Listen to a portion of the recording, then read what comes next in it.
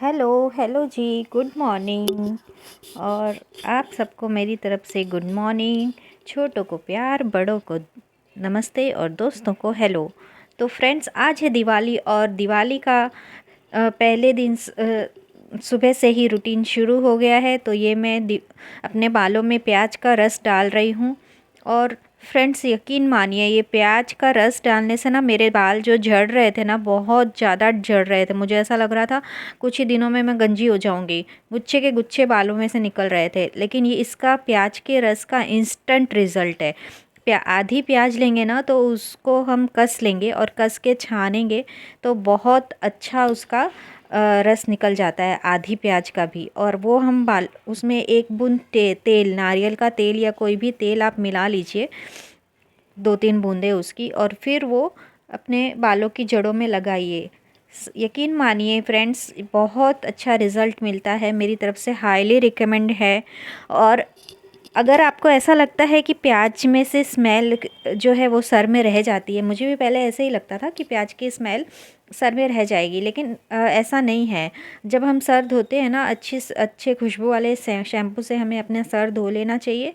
और सुबह सुबह तो थोड़ी आएगी, लेकिन जैसे जैसे बाल सूखेंगे ना, वैसे वैसे आपकी स्मेल भी आपके बालों में से चली जाएगी। और फिर भी अगर आपको ऐसा लगता है तो कुछ डिओड्रेंट या खुशबू आप बालों में छिड़क मतलब स्प्रे कर लीजिए, तो उससे दूसरे दिन तो बिल्कुल भी प्याज की स्मेल नहीं रहती है।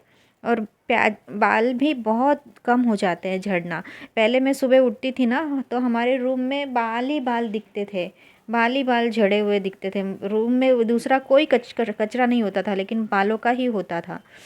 तो इस तरह से मैंने शुरू किया। मैं ये तीसरी बार लगा रही हूँ प्याज का रस। मुझे भी ऐसा लगता था कि प्याज की बहुत स्मेल आएगी, इसलिए मैं ये इग्नोर करती थी। लेकिन जब पानी सर से ऊपर हो गया, यानी बाल झड़ना, वो बहुत अनगिनत बाल झड़ने लगे, हद हो गई बाल झड़ने की, तब मैंने ये रेमेडी मेरे बालों पे ट्राई करी। और फ्रेंड्स, यकीन मानिए, मुझे बहुत अच्छा रिज़ल्ट मिला। और ये दिवाली वाले दिन जो आसोपालो आम्रपाली का जो पेड़ होता है, उसके पत्ते मैं ले रही हूँ। हमारे सोसाइटी में ही ये पत्ते हैं। फूल और आम्रपाली, गेंदे के फूल और आम्रपाली के पत्ते, ये दीवार ये गेट पर लगाने का रिवाज है। तो उसी के लिए मैं पत्ते तोड़ रही हूँ। पहले तो मुझे दिखा ही नहीं अपनी सोसाइटी में कहाँ पर है। एक दिखा तो उसके पत्ते बहुत ऊंचे थे, फिर देखा, ध्यान से देखा तो 3-4 छोटे छोटे पौधे थे इसके। और घर पे आकर मैंने सफाई चालू करी है। मतलब पहले तो मिठाई वगैरह लेके आई थी मैं, उसके बाद अपने रूम की चादर चेंज कर रही हूँ मैं। और फ्रेंड्स, ये झाड़ू से आप सोच रहे होंगे कि मैं झाड़ू से क्यों गद्दा झाड़ रही हूँ, बट फ्रेंड्स, ये जो झाड़ू है वो मैंने अलग ही रख रखी है। इसको मैं दूसरी जगह कहीं भी यूज़ नहीं करती हूँ, और गद्दा झाड़ने के लिए ही झाड़ू ही यूज़ करती हूँ। तो इससे गद्दा बहुत ही अच्छी तरह से साफ़ हो जाता है। और ये नई चादर में लाई थी, वही आज मैं बिछा रही हूँ। दिवाली वाले दिन तो इतना काम होता है कि ये भी कर ले, वो भी कर ले, और दिवाली के बाद इतनी थकान लगती है, इतना आलस आता है। घर साफ साफ लगता है, बहुत अच्छा लगता है, लेकिन कुछ करने का मन ही नहीं करता है, आलस ही आता रहता है। नए नए कपड़े पहनो, घूमने फिरने जाओ, रिलेटिव्स से मिलने जाओ, बस यही सब अच्छा लगता है। और दिवाली से पहले तो ऐसा लगता है ये भी साफ़ कर लें, वो भी साफ़ कर लें। और दिवाली वाले दिन तो बिल्कुल टाइम ही नहीं मिलता है, 1 मिनट की भी फुर्सत नहीं मिलती है। तो देखिए, मैं दोनों रूम में चादर बिछा लूँगी। और फ्रेंड, ज़िंदगी के बारे में जो मेरा अनुभव है, वो मैं थोड़ा आपसे शेयर करना चाहूँगी कि लाइफ में हमें जो चाहिए ना, वो हमें मिलता ज़रूर है। मैंने अपने एक्सपीरियंस से यही जाना है कि लाइफ में हम जिस चीज़ के लिए आज परेशान है ना, कल को वो हमें मिलती ज़रूर है। अगर हम उसके लिए प्रयास करें तो देर से ही सही वो मिलता ज़रूर है। हो सकता है कि जब वो हमें मिले तब बहुत देर हो चुकी हो, और हम उस चीज़ को यूज़ करने के लायक ना हो, या फिर हमारे अपने उस चीज़ को यूज़ करने के लिए हमारे साथ ना हो। इसीलिए हमें चीज़ों की कामना तो करनी चाहिए, हमें होपफुल रहना चाहिए हमेशा। और चीज़ें प्राप्त करने के लिए हमें उस चीज़ के लिए मेहनत भी करनी चाहिए। लेकिन हम उस चीज़ को जब पाने के लिए, अपनी मंजिल को पाने के लिए मेहनत जो करते हैं, उसका हमें ध्यान रखना चाहिए कि जो रास्ता हमने चुना है वो स्ट्रेसफुल ना हो। हर एक पल हमें एंजॉय करते करते उस चीज़ के लिए मेहनत करना चाहिए और उस ऐसा रोड मैप बनाना चाहिए कि वो उस मंजिल को पहुँचते पहुँचते हमें खुशी महसूस हो, क्योंकि जब मंजिल पर हम पहुँचेंगे तब तो खुशी होगी ही, लेकिन अगर मंजिल तक पहुँचते पहुँचते हम इतना थक गए ज़िंदगी से, तो जो चीज़ हमें मिली है ना, हम उससे भी इंजॉय नहीं कर पाएंगे। इसीलिए हमें जो भी हम चीज़ प्राप्त करना चाहते हैं उसके लिए मेहनत ज़रूर करें, लेकिन उसको हमें स्ट्रेसफुल होकर नहीं प्राप्त करना है। हमें उस रोड मैप को एंजॉय करते करते उस रास्ते पर चलना है और वो प्राप्त करनी है। तो फ्रेंड्स, ये मैं दूसरे रूम की चादर खोल ले रही हूँ। ऐसी ही सेम चादर है, कलर भी सेम है, खाली डिज़ाइंस अलग है। तो ये मैं खोल ले रही हूँ।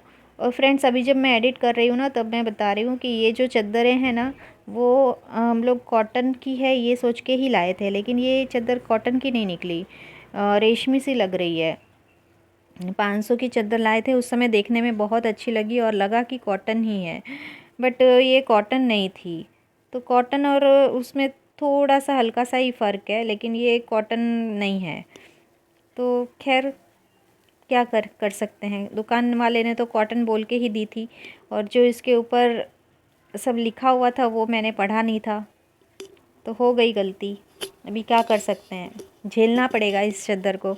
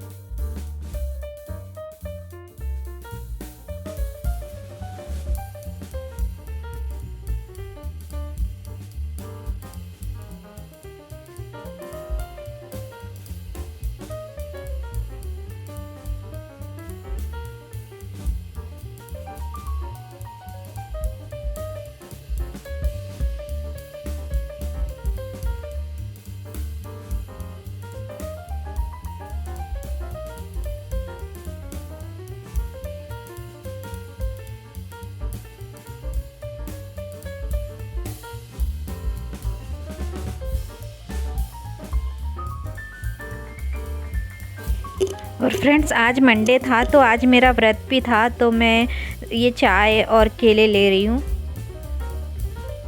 क्योंकि अब रात खाना तो रात को ही मिलेगा, तो दिन में थोड़ा सा फलाहार कर लो ना तो सहारा सा हो जाता है।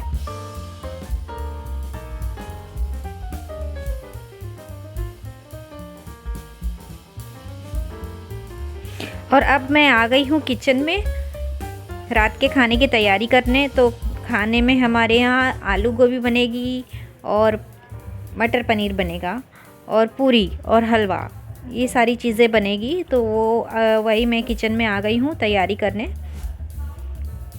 तो सबसे पहले तो मैं पूरियों का आटा लगा लूँगी, आटा लगा के उसको रेस्ट करने रखूँगी।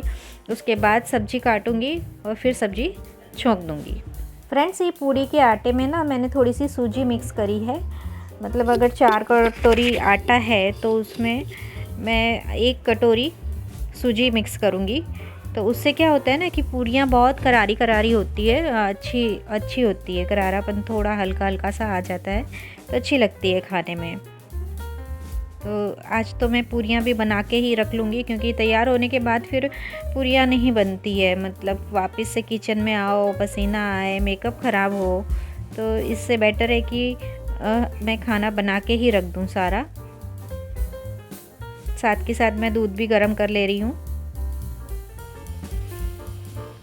तो चलिए आज मैं आपको एक जोक सुनाती हूँ।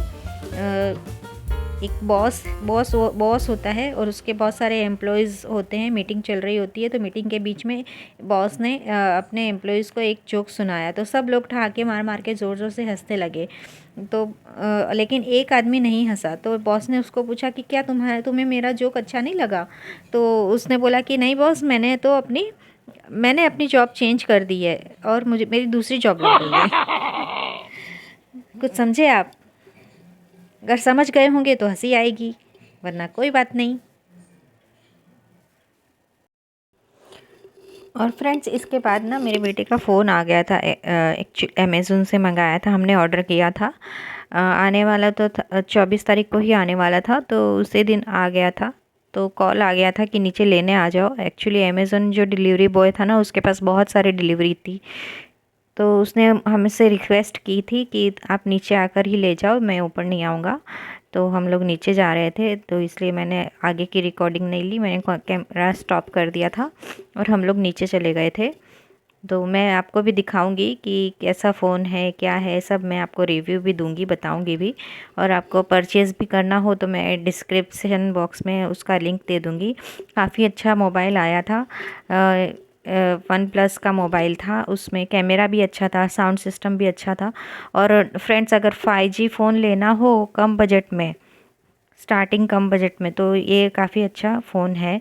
क्योंकि आजकल उसका, मेरे बेटे का फ़ोन जो है ना, वो ख़राब हो गया था, गिर गया था और गिरने के बाद वो ख़राब हो गया था। वैसे तो थोड़ा थोड़ा ख़राब चल ही रहा था, 5 साल हो गए थे फ़ोन को, लेकिन अब आगे उसकी स्क्रीन चली गई थी, तो स्क्रीन ठीक कराने में 4,000 का खर्चा था।